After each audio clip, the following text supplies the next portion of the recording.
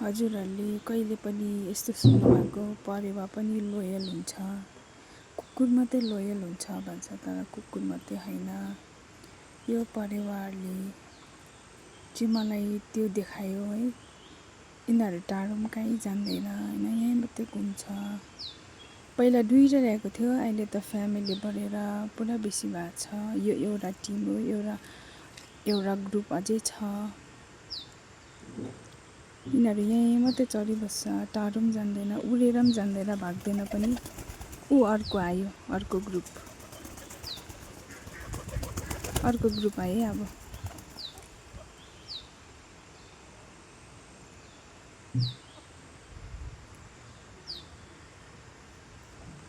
हामीले चाहिँ दुईवटा मात्रै ल्याएको थियो पहिला होइन, अहिले चाहिँ फ्यामिली बढेर यति भएको छ।